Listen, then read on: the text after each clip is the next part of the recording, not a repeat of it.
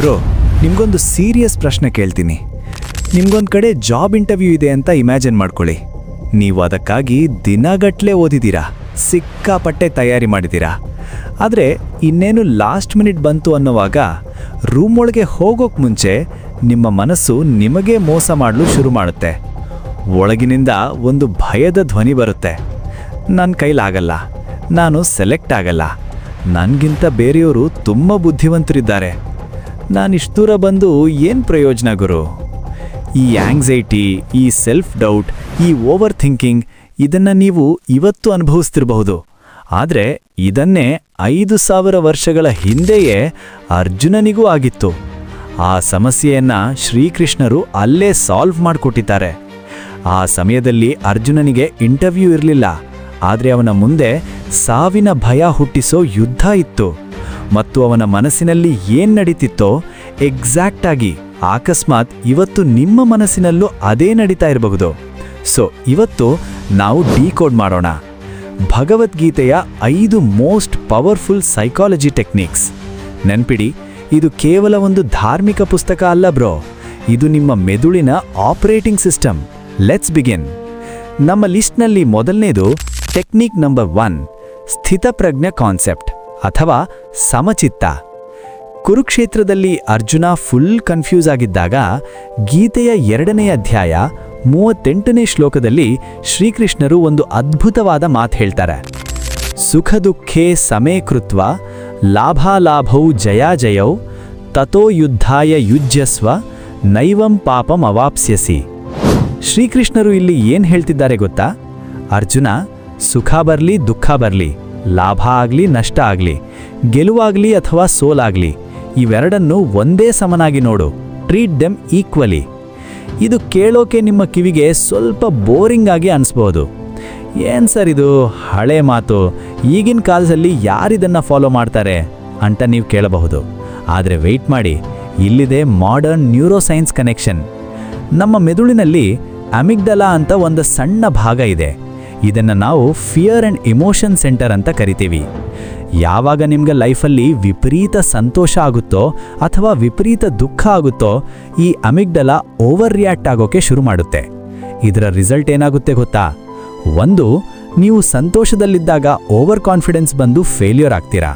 ಅಥವಾ 2, ದುಃಖದಲ್ಲಿದ್ದಾಗ ಫುಲ್ ಡಿಪ್ರೆಷನ್ಗೆ ಹೋಗಿ ನನ್ನ ಕೈಲಿ ಏನೂ ಮಾಡೋಕ್ಕಾಗಲ್ಲ ಅಂತ ಕೂತ್ಬಿಡ್ತೀರಾ.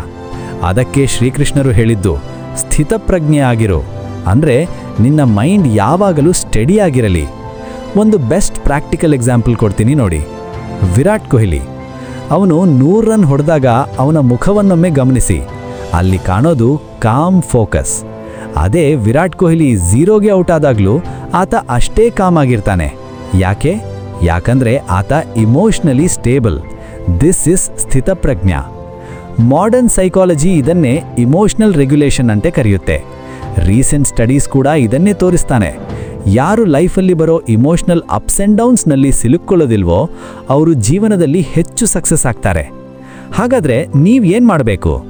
ಇಲ್ಲಿದೆ action plan. Technique the 5 second pass.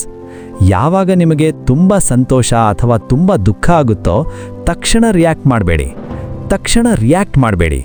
Just 5 second ನಿಲ್ಲಿಸಿ, ಆಳವಾಗಿ ಉಸಿರಾಡಿ. ನಿಮ್ಮ ಇಮೋಷನ್ನನ್ನು ನೀವು ಟಿವಿಯಲ್ಲಿ ನೋಡೋ ಥರ ಅಬ್ಸರ್ವ್ ಮಾಡಿ. ಶ್ರೀಕೃಷ್ಣರು ಹೇಳಿದಂತೆ ನೀನು ನಿನ್ನ ಭಾವಗಳಲ್ಲ, ನೀನು ಅವುಗಳನ್ನು ನೋಡೋ ಸಾಕ್ಷಿ, witness. This is technique number 1. ಈಗ 2ನೇ ಟೆಕ್ನಿಕ್ ಕಡೆ ಹೋಗೋಣ. ಇದು ಪ್ರಪಂಚದ most famous psychology rule. Technique number 2, ನಿಷ್ಕಾಮ ಕರ್ಮ, ಅಂದರೆ work without attachment to results. ಭಗವದ್ಗೀತೆಯ ಅತಿ ಪ್ರಸಿದ್ಧ ಶ್ಲೋಕ ಇಲ್ಲಿದೆ. ಕರ್ಮಣ್ಯೇವಾಧಿಕಾರಸ್ತೆ ಮಾ ಫಲೇಷು ಕದಾಚನ ಮಾ ಕರ್ಮಫಲ ಹೇತುರ್ಭೂರ್ ಮಾತೇ ಸಂಗೋಸ್ತ್ವ ಕರ್ಮಣಿ. ಇದರ ಡೀಪ್ ಮೀನಿಂಗ್ ಇಷ್ಟೇ: ಕೆಲಸ ಮಾಡೋದು ನಿನ್ನ ಹಕ್ಕು, ಆದರೆ ಅದರ ಫಲಿತಾಂಶದ ಮೇಲೆ ನಿನಗೆ ಹಕ್ಕಿಲ್ಲ. ಈಗ ನೀವು ಯೋಚನೆ ಮಾಡ್ತೀರಾ, ಸರ್ ರಿಸಲ್ಟ್ ನೋಡದೆ ಕೆಲಸ ಮಾಡೋದು ಹೇಗೆ? ನಾನು ಜಿಮ್ಗೆ ಹೋಗ್ತೀನಿ ಅಂದರೆ ನನಗೆ ಬಾಡಿ ಬೇಕಲ್ವಾ? ನಾನು ಕಷ್ಟಪಟ್ಟು ಓದ್ತೀನಿ ಅಂದರೆ ನನಗೆ ಒಳ್ಳೆ ಮಾರ್ಕ್ಸ್ ಬೇಕಲ್ವಾ? ಕರೆಕ್ಟ್. ಹಾಗಾಗಿ ಇಲ್ಲಿ ಶ್ರೀಕೃಷ್ಣರು ಏನು ಹೇಳ್ತಿದ್ದಾರೆ ಅಂತ ಆಳವಾಗಿ ಅರ್ಥ ಮಾಡ್ಕೊಳ್ಳೋಣ. ಶ್ರೀಕೃಷ್ಣರು ಇಲ್ಲಿ ರಿಸಲ್ಟ್ ನೋಡಬೇಡಿ ಅಂತ ಹೇಳ್ತಾ ಇಲ್ಲ. ಅವ್ರು ಹೇಳ್ತಿರೋದು ರಿಸಲ್ಟ್ಗೆ ಅಟ್ಯಾಚ್ ಆಗಬೇಡಿ. ವ್ಯತ್ಯಾಸ ಏನು ಅಂತೀರಾ? ಒಂದು ಎಕ್ಸಾಂಪಲ್ ನೋಡಿ. Exam preparation. Wrong way. ನಾನು 90% ಮಾರ್ಕ್ಸ್ ತರದಿದ್ರೆ ನಾನು ಫೇಲಿಯರ್ ಅಂತ ಯೋಚಿಸೋದು. ಇದರಿಂದ ಏನಾಗುತ್ತೆ? ಆತಂಕ, ಭಯ ಶುರುವಾಗುತ್ತೆ. ಓದೋಕೆ ಫೋಕಸ್ ಸಿಗಲ್ಲ. ರೈಟ್ ವೇ ಅಂದರೆ ಗೀತಾ ವೇ. ನಾನು ಪ್ರತಿದಿನ 4 ಗಂಟೆ ಫೋಕಸ್ ಆಗಿ ಓದ್ತೀನಿ. ರಿಸಲ್ಟ್ ಏನಾದರೂ ಆಗಲಿ, ಅದು ನನ್ನ ಕೈಯಲ್ಲಿಲ್ಲ. ಇದರಿಂದ ಏನಾಗುತ್ತೆ? ಮನಸ್ಸು ಶಾಂತವಾಗುತ್ತೆ. ನಿಮ್ಮ ಪರ್ಫಾರ್ಮೆನ್ಸ್ ಇನ್ನೂ ಬೆಟರ್ ಆಗುತ್ತೆ. ಮಾಡರ್ನ್ ಸೈಕಾಲಜಿ ಇದನ್ನೇ ಪ್ರೋಸೆಸ್ ಓರಿಯೆಂಟೆಡ್ ಥಿಂಕಿಂಗ್ ಅಂತ ಕರೆಯುತ್ತೆ. ಸ್ಟ್ಯಾನ್ಫೋರ್ಡ್ ರಿಸರ್ಚ್ ಕೂಡ ಇದನ್ನೇ ಸಾಬೀತು ಮಾಡಿದೆ. ಯಾರು ಪ್ರೋಸೆಸ್ನಲ್ಲಿ ಫೋಕಸ್ ಮಾಡ್ತಾರೋ, ಅಂದರೆ ದಿನ ಓದೋದು, ಅವರು ರಿಸಲ್ಟ್ ಬಗ್ಗೆ ಚಿಂತೆ ಮಾಡೋರಿಗಿಂತ ಬೆಟರ್ ಆಗಿ ಗೆಲ್ತಾರೆ. ಯಾಕಂದ್ರೆ ಅವರಿಗೆ ಆಂಗ್ಸೈಟಿ ಇರಲ್ಲ. ಅವರು ಪ್ರೆಸೆಂಟ್ ಮೂಮೆಂಟಲ್ಲಿ ಇರ್ತಾರೆ. ಒಬ್ಬ ರೈತನ ನೋಡಿ. ಅವನು ಬೀಜ ಬಿತ್ತುತ್ತಾನೆ, ನೀರು ಹಾಕ್ತಾನೆ, ಕಳೆ ತೆಗಿತಾನೆ. ಆದರೆ ಅವನು ಪ್ರತಿದಿನ ಗದ್ದೆಗೆ ಹೋಗಿ ಎಷ್ಟು ಬೆಳೆ ಬರುತ್ತಾ ಇಲ್ವಾ ಅಂತ ತಲೆ ಕೆಡಿಸ್ಕೊಳ್ಳಲ್ಲ. ಅವನು ತನ್ನ ಕರ್ಮ ಅಂದರೆ ಡ್ಯೂಟಿ ಮಾಡ್ತಾನೆ. ರಿಸಲ್ಟ್ನ ಪ್ರಕೃತಿಗೆ ಬಿಟ್ಬಿಡ್ತಾನೆ. ದಿಸ್ ಇಸ್ ನಿಷ್ಕಾಮ ಕರ್ಮ. ಸೊ ನಿಮಗೊಂದು ಚಾಲೆಂಜ್, ದ ಡೈಲಿ ಪ್ರೋಸೆಸ್ ಗೋಲ್. ನಾಳೆಯಿಂದ ರಿಸಲ್ಟ್ ಗೋಲ್ ಹಾಕಬೇಡಿ, ಅಂದರೆ ನಾನು 10 kg ತೂಕ ಇಳಿಬೇಕು ಅಂತ. ಬದಲಾಗಿ ಪ್ರೋಸೆಸ್ ಗೋಲ್ ಹಾಕಿ, ಅಂದರೆ ನಾನು ದಿನ 30 ನಿಮಿಷ ವರ್ಕೌಟ್ ಮಾಡ್ತೀನಿ ಅಂತ.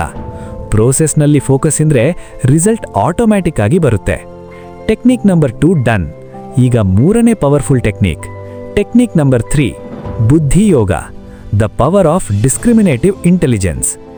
ಗೀತೆಯ 2ನೇ ಅಧ್ಯಾಯದ 50ನೇ ಶ್ಲೋಕದಲ್ಲಿ ಶ್ರೀಕೃಷ್ಣರು ಬುದ್ಧಿಯ ಮಹತ್ವವನ್ನ ಹೇಳ್ತಾರೆ. ಬುದ್ಧಿಯುಕ್ತೋ ಜಹಾತೀಹ ಉಭೇ ಸುಕೃತ ದುಷ್ಕೃತೆ ತಸ್ಮಾದ್ ಯೋಗಾಯ ಯುಜ್ಯಸ್ವ ನೈವ ಯೋಗಃ ಕರ್ಮಸು ಕೌಶಲಂ. ಶ್ರೀಕೃಷ್ಣರು ಇಲ್ಲಿ ಏನ್ ಹೇಳ್ತಿದ್ದಾರೆ ಗೊತ್ತಾ? ಅರ್ಜುನ, ಬುದ್ಧಿಯನ್ನ ಉಪಯೋಗಿಸಿ ಸರಿ ಮತ್ತು ತಪ್ಪನ್ನ ನಿರ್ಧಾರ ಮಾಡು. ಬ್ರೋ, ನಿಮ್ಮ ಮನಸ್ಸು ಮತ್ತು ನಿಮ್ಮ ಬುದ್ಧಿ ಎರಡೂ ಬೇರೆ ಬೇರೆ. ಮೈಂಡ್ ಅಂದ್ರೆ ಇಮೋಷನಲ್, ರಿಯಾಕ್ಟಿವ್ ಮತ್ತೆ ಮಗುವಿನ ಥರ ಹಠ ಮಾಡುತ್ತೆ. ಆದರೆ ಬುದ್ಧಿ ಲಾಜಿಕಲ್ ಆಗಿರುತ್ತೆ, ಯೋಚನೆ ಮಾಡುತ್ತೆ. ಒಂದು ಎಕ್ಸಾಂಪಲ್ ಕೊಡ್ತೀನಿ. Social media addiction. ನಿಮ್ಮ ಮೈಂಡ್ ಹೇಳುತ್ತೆ, ಬಾರೋ ರೀಲ್ಸ್ ನೋಡೋಣ, ಫುಲ್ ಮಜಾ ಇರುತ್ತೆ. ಆಗ ತಕ್ಷಣ ನಿಮ್ಮ ಬುದ್ಧಿ ಜಾಗೃತವಾಗಿ ಹೇಳಬೇಕು, ವೆಯ್ಟ್ ಮಾಡು, ನಾನೀಗ 2 ಗಂಟೆ ಸ್ಕ್ರೋಲ್ ಮಾಡಿದರೆ ನನ್ನ ಕೆಲಸ ಬಾಕಿ ಉಳಿಯುತ್ತೆ. ಆಮೇಲೆ ನಾನೇ ಗಿಲ್ಟಿ ಫೀಲ್ ಮಾಡ್ತೀನಿ. ಬೆಟರ್ ಐಡಿಯಾ ಅಂದರೆ 15 ಮಿನಿಟ್ಸ್ ಬ್ರೇಕ್ ತಗೋತೀನಿ, ಆಮೇಲೆ ಕೆಲಸ ಮಾಡ್ತೀನಿ. ಇಲ್ಲಿ ನಿಮ್ಮ ಬುದ್ಧಿ ನಿಮ್ಮ ಮೈಂಡನ್ನು ಗೈಡ್ ಮಾಡ್ತಿದೆ. ಮಾಡರ್ನ್ ನ್ಯೂರೋಸೈನ್ಸ್ ಕೂಡ ಇದನ್ನೇ ಹೇಳುತ್ತೆ. ನಮ್ಮ ಮೆದುಳಿನಲ್ಲಿ 2 ಸಿಸ್ಟಮ್ಗಳಿವೆ. ಒಂದು ಲಿಂಬಿಕ್ ಸಿಸ್ಟಮ್, ಅಂದರೆ ಇಮೋಷನಲ್ ಬ್ರೈನ್. ಇದೇ ನಮ್ಮ ಮೈಂಡ್. ಇದು ಫಾಸ್ಟ್ ಮತ್ತೆ ಇಂಪಲ್ಸಿವ್. 2 ಪ್ರೀಫ್ರಾಂಟಲ್ ಕಾರ್ಟೆಕ್ಸ್, ಅಂದರೆ ರ್ಯಾಷನಲ್ ಬ್ರೈನ್. ಇದೇ ನಮ್ಮ ಬುದ್ಧಿ. ಇದು ಸ್ಲೋ ಮತ್ತೆ ಲಾಜಿಕಲ್. ಶ್ರೀಕೃಷ್ಣನು 5000 ವರ್ಷಗಳ ಹಿಂದೆ ಹೇಳಿದ್ದು, ಟ್ರೈನ್ ಯುವರ್ ಬುದ್ಧಿ ಟು ಕಂಟ್ರೋಲ್ ಯುವರ್ ಮೈಂಡ್. ಇದನ್ನೇ ಸೈಕಾಲಜಿಯಲ್ಲಿ ಕಾಗ್ನಿಟಿವ್ ಕಂಟ್ರೋಲ್ ಅಂತ ಕರೀತಾರೆ. ಯುದ್ಧ ಭೂಮಿಯಲ್ಲಿ ಅರ್ಜುನನಿಗೂ ಇದೇ ಆಗಿತ್ತು. ಅವನ ಮೈಂಡ್ ಅಂದರೆ ಇಮೋಷನ್ ಹೇಳ್ತು, ನನ್ನ ಫ್ಯಾಮಿಲಿ ಎದುರಿನಲ್ಲಿದೆ, ನಾನು ಹೇಗೆ ಹೋರಾಡ್ಲಿ, ನನಗೆ ಬೇಜಾರಾಗ್ತಿದೆ. ಆಗ ಶ್ರೀಕೃಷ್ಣರು ಕೊಟ್ಟ ಲಾಜಿಕ್ನಿಂದ ಅವನ ಬುದ್ಧಿ ಅಂದರೆ ಲಾಜಿಕ್ ಹೇಳ್ತು, ಅರ್ಜುನ, ಇದೇ ನಿನ್ನ ಧರ್ಮ ಅಂದರೆ ಡ್ಯೂಟಿ. ನೀನೊಬ್ಬ ಕ್ಷತ್ರಿಯ. ಆತ್ಮ ಯಾವತ್ತೂ ಸಾಯಲ್ಲ, ಫೈಟ್ ಮಾಡು. ಯಾವಾಗ ಅರ್ಜುನನ ಬುದ್ಧಿ ಜಾಗೃತವಾಯಿತೋ ಆಗ ಅವನಿಗೆ ಕ್ಲಾರಿಟಿ ಸಿಕ್ತು. ಸೊ ನಿಮಗೊಂದು ಟೆಕ್ನಿಕ್, ದ 10 ಸೆಕೆಂಡ್ ಪಾಸ್. ಯಾವಾಗ ನಿಮಗೆ ಇಮೋಷನಲ್ ನಿರ್ಧಾರ ತೆಗೋಬೇಕಾಗುತ್ತೋ ತಕ್ಷಣ ರಿಯಾಕ್ಟ್ ಮಾಡಬೇಡಿ. 10 ಸೆಕೆಂಡ್ ವೆಯ್ಟ್ ಮಾಡಿ. ನಿಮಗೆ ನೀವೇ ಕೇಳಿ, ಇದು ನನ್ನ ಮೈಂಡ್ ಹೇಳ್ತಿದೆಯಾ ಅಥವಾ ಬುದ್ಧಿ ಹೇಳ್ತಿದೆಯಾ? ಕೋಪದಲ್ಲಿ ಮೆಸೇಜ್ ಮಾಡೋದು ಮೈಂಡ್, ಶಾಂತವಾಗಿ ರಿಪ್ಲೈ ಮಾಡೋದು ಬುದ್ಧಿ. ಜಂಕ್ ಫುಡ್ ತಿನ್ನೋದು ಮೈಂಡ್, ಹೆಲ್ದಿ ಊಟ ಮಾಡೋದು ಬುದ್ಧಿ. ಟ್ರೈನ್ ಯೋರ್ ಬುದ್ಧಿ. Technique number 3 mastered. ಈಗ 4ನೇ ಟೆಕ್ನಿಕ್, ಇದು ಲೈಫ್ ಚೇಂಜಿಂಗ್. ಟೆಕ್ನಿಕ್ ನಂಬರ್ 4 ತ್ಯಾಗ, ಅಂದರೆ ಸ್ಟ್ರಾಟಜಿಕ್ ಲೆಟಿಂಗ್ ಗೋ. ಗೀತೆಯ 18ನೇ ಅಧ್ಯಾಯದ 11ನೇ ಶ್ಲೋಕದಲ್ಲಿ ಶ್ರೀಕೃಷ್ಣರು ತ್ಯಾಗದ ರಿಯಲ್ ಅರ್ಥವನ್ನ ಬಿಚ್ಚಿಡ್ತಾರೆ. ನಹಿ ದೇಹಭೃತಾ ಶಕ್ಯಂ ತ್ಯಕ್ತುಂ ಕರ್ಮಾಣಿ ಅಶೇಷತಃ ಯಸ್ತು ಕರ್ಮಫಲ ತ್ಯಾಗಿ ಸತ್ಯಾಗೀತಿ ಭಿಧೀಯತೆ. ಇಲ್ಲಿ ಜನರಿಗೆ ಕನ್ಫ್ಯೂಷನ್ ಆಗಬಹುದು. ತ್ಯಾಗ ಅಂದರೆ ಎಲ್ಲವನ್ನೂ ಬಿಟ್ಟು ಕಾಡಿಗೆ ಹೋಗುವಂತ ಅಲ್ಲ ಬ್ರೋ. ತ್ಯಾಗ ಅಂದರೆ ಯಾವುದು ನಿನ್ನ ಗುರಿಗೆ ಅಥವಾ ನಿನ್ನ ಪರ್ಪಸ್ಗೆ ಯೂಸ್ ಇಲ್ವೋ ಅದನ್ನ ಬಿಟ್ಬಿಡು. ಮಾಡರ್ನ್ ಸೈಕಾಲಜಿ ಇದನ್ನೇ ಅಪಾರ್ಚುನಿಟಿ ಕಾಸ್ಟ್ ಅಂತ ಕರೆಯುತ್ತೆ. ಅಂದರೆ ನೀವು ಯಾವಾಗ ಒಂದು ಕೆಟ್ಟ ವಿಷಯಕ್ಕೆ ಎಸ್ ಅಂತೀರೋ ಆಟೋಮ್ಯಾಟಿಕ್ ಆಗಿ ಒಂದು ಒಳ್ಳೆ ವಿಷಯಕ್ಕೆ ನೋ ಅಂದ ಹಾಗೆ. ಪ್ರಾಕ್ಟಿಕಲ್ ಎಕ್ಸಾಂಪಲ್ಸ್ ನೋಡೋಣ. Social media. ನೀವು 3 ಗಂಟೆ ಇನ್ಸ್ಟಾಗ್ರಾಮ್ ನೋಡ್ತೀರಾ ಅಂದ್ಕೊಳ್ಳಿ. ಕಾಸ್ಟ್ ಏನಪ್ಪ ಅಂದರೆ ಅದೇ ಟೈಮಲ್ಲಿ ನೀವು ಒಂದು ಹೊಸ ಸ್ಕಿಲ್ ಕಲಿಬಹುದಿತ್ತು. ಇಲ್ಲಿ ತ್ಯಾಗ ಅಂದರೆ ಆ ಮೈಂಡ್ಲೆಸ್ ಸ್ಕ್ರೋಲಿಂಗ್ನ ಬಿಡೋದು. ರಿಸಲ್ಟ್ ಏನು? ನಿಮಗೆ ಪ್ರೊಡಕ್ಟಿವ್ ಟೈಮ್ ಸಿಗುತ್ತೆ. Toxic relationships. ನೀವು ಅವರು ಹಳೆ ಫ್ರೆಂಡ್ಸ್ ಅಂತ ವೇಸ್ಟ್ ಜನರ ಜೊತೆ ಇರ್ತೀರಾ. ಕಾಸ್ಟ್ ಏನಪ್ಪ ಅಂದರೆ ನಿಮ್ಮ ಮೆಂಟಲ್ ಪೀಸ್ ಹಾಳಾಗುತ್ತೆ. ಇಲ್ಲಿ ತ್ಯಾಗ ಅಂದರೆ ಯಾರು ನಿಮ್ಮ ಎನರ್ಜಿ ಡ್ರೈನ್ ಮಾಡ್ತಾರೋ ಅವರನ್ನು ಬಿಡೋದು. ರಿಸಲ್ಟ್ ಏನು? Mental clarity. ರಿಸರ್ಚ್ ಕೂಡ ಇದನ್ನೇ ಹೇಳುತ್ತೆ. ಯಾರು ಸ್ಟ್ರಾಟಜಿಕ್ ಕ್ವಿಟಿಂಗ್ ಅಂದರೆ ಬೇಡದ್ದನ್ನು ಬಿಡೋದು ಮಾಡ್ತಾರೋ ಅವರು ಎಲ್ಲವನ್ನೂ ಇಟ್ಕೊಳ್ತೀನಿ ಅನ್ನೋರ್ಗಿಂತ ಲೈಫಲ್ಲಿ ಹೆಚ್ಚು ಸಕ್ಸಸ್ ಆಗ್ತಾರೆ. ವಾರೆನ್ ಬಫೆಟ್ ಒಂದು ಮಾತು ಹೇಳ್ತಾರೆ. ಸಕ್ಸಸ್ಫುಲ್ ಜನ ಮತ್ತು ವೆರಿ ಸಕ್ಸಸ್ಫುಲ್ ಜನರಿಗೆ ಇರೋ ವ್ಯತ್ಯಾಸ ಏನಂದ್ರೆ, ವೆರಿ ಸಕ್ಸಸ್ಫುಲ್ ಜನ ಆಲ್ಮೋಸ್ಟ್ ಎಲ್ಲದಕ್ಕೂ ನೋ ಹೇಳ್ತಾರೆ. ದಿಸ್ ಇಸ್ ತ್ಯಾಗ. ಶ್ರೀಕೃಷ್ಣರು ಕೂಡ ಅರ್ಜುನನಿಗೆ ಇದನ್ನೇ ಹೇಳಿದ್ರು. ಅರ್ಜುನ, ನಿನ್ನ ಸಂಬಂಧಿಕರ ಮೇಲಿರೋ ವ್ಯಾಮೋಹವನ್ನ ತ್ಯಾಗ ಮಾಡು. ರಿಸಲ್ಟ್ ಏನಾಗುತ್ತೆ ಅನ್ನೋ ಭಯನ ತ್ಯಾಗ ಮಾಡು. ಬರೀ ನಿನ್ನ ಕರ್ತವ್ಯದ ಮೇಲೆ ಫೋಕಸ್ ಮಾಡು. ಯಾವಾಗ ಅರ್ಜುನ ತ್ಯಾಗ ಮಾಡಿದ್ನೋ ಆಗ ಅವನು ಗ್ರೇಟೆಸ್ಟ್ ವಾರಿಯರ್ ಆದ. ಸೊ ಇವತ್ತೇ ಮಾಡಿ the 3 things to let go list. ಒಂದು ಪೇಪರಲ್ಲಿ ಬರೀರಿ. ಒಂದು ಕೆಟ್ಟ ಅಭ್ಯಾಸ, ಹ್ಯಾಬಿಟ್, ಯಾವುದು ಬಿಡಬೇಕು? ಸ್ಮೋಕಿಂಗ್, ಜಾಸ್ತಿ ನಿದ್ದೆ, ರೀಲ್ಸ್. ಒಂದು ನಂಬಿಕೆ, ಬಿಲೀಫ್, ಯಾವುದು ನಿಮ್ಮನ್ನ ತಡಿತಿದೆ, ನನ್ನಿಂದ ಆಗಲ್ಲ ಅನ್ನೋದು. ಈ ವಾರ ಇವು 3ಅನ್ನ ತ್ಯಾಗ ಮಾಡಿ ನೋಡಿ. ಲೈಫ್ ಚೇಂಜ್ ಆಗುತ್ತೆ. ಕೊನೆಯಲಾಗಿ 5ನೇ ಟೆಕ್ನಿಕ್. ಇದು ಎಲ್ಲದಕ್ಕೂ ಫೌಂಡೇಶನ್. ಟೆಕ್ನಿಕ್ ನಂಬರ್ 5, ಧ್ಯಾನ ಯೋಗ, ಮೆಡಿಟೇಷನ್ ಫಾರ್ ಮೆಂಟಲ್ ಕ್ಲಾರಿಟಿ. ಗೀತೆಯ 6ನೇ ಅಧ್ಯಾಯ ಸಂಪೂರ್ಣವಾಗಿ ಧ್ಯಾನದ ಬಗ್ಗೆನೇ ಇದೆ. ಶ್ಲೋಕ 26ರಲ್ಲಿ ಶ್ರೀಕೃಷ್ಣರು ಮನಸ್ಸನ್ನ ಕಂಟ್ರೋಲ್ ಮಾಡೋ ಸೀಕ್ರೆಟ್ ಹೇಳ್ತಾರೆ. ಯತೋ ಯತೋ ನಿಶ್ಚರತಿ ಮನಶ್ಚಂಚಲಮಸ್ಥಿರಂ ತತಸ್ತತೋ ನಿಯಮ್ಯೈತಾದ್ ಆತ್ಮನ್ಯೇವ ವಶಂ ನಯೇತ್.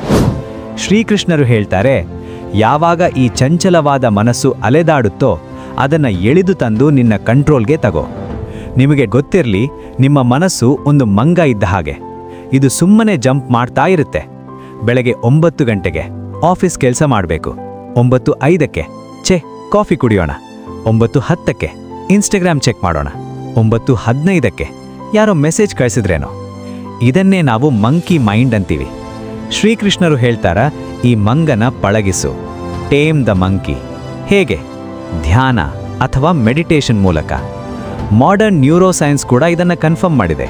1, ಮೆಡಿಟೇಷನ್ ಮಾಡೋದ್ರಿಂದ ಪ್ರೀಫ್ರಾಂಟಲ್ ಕಾರ್ಟೆಕ್ಸ್ ಶಾರ್ಪ್ ಆಗುತ್ತೆ.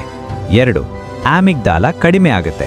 3, ಹಾರ್ವರ್ಡ್ ಸ್ಟಡಿ ಪ್ರಕಾರ ಫೋಕಸ್ ಬರೋಬ್ಬರಿ 400% ಹೆಚ್ಚಾಗುತ್ತೆ. ಶ್ರೀಕೃಷ್ಣರು 5,000 ವರ್ಷಗಳ ಹಿಂದೆ ಹೇಳಿದ್ದನ್ನ ಸೈನ್ಸ್ ಈಗ ಸಾಬೀತು ಮಾಡ್ತಿದೆ. ಶ್ರೀಕೃಷ್ಣರ ಮೆಡಿಟೇಷನ್ ಮೆಥಡ್ ತುಂಬಾನೇ ಸಿಂಪಲ್. 1, ಆಸನ, ಪಾಶ್ಚರ್, ನೇರವಾಗಿ ಕಂಫರ್ಟಬಲ್ ಆಗಿ ಕೂತ್ಕೊಳ್ಳಿ. 2, ಫೋಕಸ್, ಉಸಿರಾಟ ಅಥವಾ ಒಂದು ಮಂತ್ರದ ಮೇಲೆ ಗಮನ ಇಡಿ.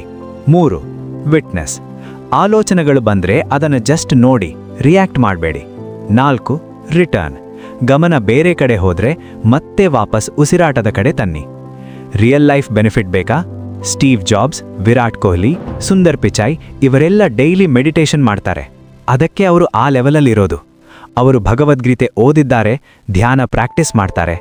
ನಿಮಗೊಂದು ಸಿಂಪಲ್ ಸ್ಟೆಪ್, 5 ಮಿನಿಟ್ ಮಾರ್ನಿಂಗ್ ಧ್ಯಾನ. ನಾಳೆ ಬೆಳಗ್ಗೆ ಎದ್ದು ತಕ್ಷಣ ಸುಮ್ಮನೆ ಕೂತ್ಕೊಳ್ಳಿ, ಕಣ್ಣು ಮುಚ್ಚಿ, ಉಸಿರಾಟ ಗಮನಿಸಿ, ಇನ್ಹೇಲ್, ಎಕ್ಸ್ಹೇಲ್, ಜಸ್ಟ್ 5 ನಿಮಿಷ ಮಾಡಿ.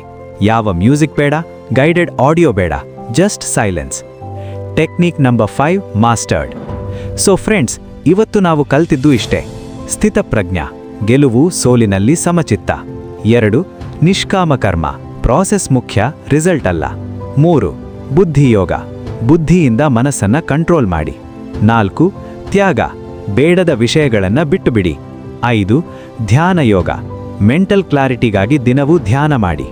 ಒಂದು ಪವರ್ಫುಲ್ ಸತ್ಯ ಹೇಳ, ಭಗವದ್ಗೀತೆ ಕೇವಲ ಒಂದು ಧಾರ್ಮಿಕ ಪುಸ್ತಕ ಅಲ್ಲ, ಇದು ಒಂದು ಸೈಕಾಲಜಿಕಲ್ ಮಾಸ್ಟರ್ ಪೀಸ್. ಶ್ರೀಕೃಷ್ಣರು ಕೇವಲ ದೇವರಲ್ಲ, ಅವರು ಸುಪ್ರೀಂ ಸೈಕಾಲಜಿಸ್ಟ್. 5,000 ವರ್ಷಗಳ ಹಿಂದೆ ಹೇಳಿದ್ದನ್ನ ಸೈನ್ಸ್ ಈಗ ಸಾಬೀತು ಮಾಡ್ತಿದೆ. ವಿಡಿಯೋ ನೋಡಿ ಆಯ್ತು, ಆದರೆ ಇಲ್ಲಿಯವರೆಗೆ ಇದು ಮಾಹಿತಿ ಮಾತ್ರ. ರಿಯಲ್ ಬದಲಾವಣೆ ಆಗೋದು ಆಕ್ಷನ್ನಿಂದ ಮಾತ್ರ. ಇಲ್ಲಿದೆ ನಿಮ್ಮ ಇಮ್ಮಿಡಿಯೇಟ್ ಚಾಲೆಂಜ್. ಈ 5 ಟೆಕ್ನಿಕ್ಗಳಲ್ಲಿ ಒಂದನ್ನು ಸೆಲೆಕ್ಟ್ ಮಾಡಿ, ಅದನ್ನು ಮುಂದಿನ 7 ದಿನ ಅಪ್ಲೈ ಮಾಡಿ, ಮತ್ತೆ ಕಮೆಂಟ್ ಮಾಡಿ ನಿಮ್ಮ ಪ್ರೋಗ್ರೆಸ್ನ ತಿಳಿಸಿ. ಉದಾಹರಣೆಗೆ ಡೇ 1 ಸ್ಟಾರ್ಟೆಡ್ 5 ಮಿನಿಟ್ ಮೆಡಿಟೇಷನ್ ಅಥವಾ ಡೇ 3 ಪ್ರಾಕ್ಟಿಸ್ಡ್ ನಿಷ್ಕಾಮ ಕರ್ಮ ಅಟ್ ವರ್ಕ್. ಕಮೆಂಟ್ ಬಾಕ್ಸಲ್ಲಿ ಹೇಳಿ ನಿಮಗೆ ಯಾವ ಟೆಕ್ನಿಕ್ ಅತ್ಯಂತ ಉಪಯುಕ್ತ ಅನಿಸಿತು. ಸ್ಥಿತಪ್ರಜ್ಞ, ನಿಷ್ಕಾಮ ಕರ್ಮ, ಬುದ್ಧಿಯೋಗ, ತ್ಯಾಗ, ಧ್ಯಾನ ಯೋಗ. ನಮ್ಮ ನೆಕ್ಸ್ಟ್ ವಿಡಿಯೋ ಇನ್ನೂ ಇಂಟ್ರೆಸ್ಟಿಂಗ್ ಆಗಿರುತ್ತೆ. ಭಗವದ್ಗೀತೆಯ 3 ಗುಣಗಳ ಮನೋವಿಜ್ಞಾನ: ಸತ್ವ, ರಜಸ್ಸು ಮತ್ತು ತಮಸ್ಸು. ನಿಮ್ಮ ಪರ್ಸನಾಲಿಟಿ ಟೈಪ್ ಯಾವುದು? ಅದನ್ನು ಮಿಸ್ ಮಾಡ್ಕೋಬೇಡಿ. ಸಬ್ಸ್ಕ್ರೈಬ್ ಮಾಡಿ, ಬೆಲ್ ಐಕನ್ ಒತ್ತಿ. ಕೊನೆಯದಾಗಿ ಶ್ರೀಕೃಷ್ಣರ ಒಂದು ಮಾತು: ಯೋಗಸ್ಥಃ ಕುರು ಕರ್ಮಾಣಿ, ಅಂದರೆ ಬ್ಯಾಲೆನ್ಸ್ಡ್ ಮೈಂಡ್ನಿಂದ ನಿಮ್ಮ ಕೆಲಸ ಮಾಡು. ನಿಮ್ಮ ಜೀವನವೇ ನಿಮ್ಮ ಕುರುಕ್ಷೇತ್ರ, ನಿಮ್ಮ ಮನಸ್ಸೇ ನಿಮ್ಮ ಯುದ್ಧ ಭೂಮಿ. ಗೀತೆಯ ಈ 5 ಟೆಕ್ನಿಕ್ಸ್ ಬಳಸಿ ನಿಮ್ಮ ಒಳಗಿನ ಯುದ್ಧವನ್ನು ನೀವು ಗೆಲ್ಲಿ. ಗೋ ಬಿಕಮ್ ಯೋರ್ ಓನ್ ಅರ್ಜುನ. ಧನ್ಯವಾದಗಳು.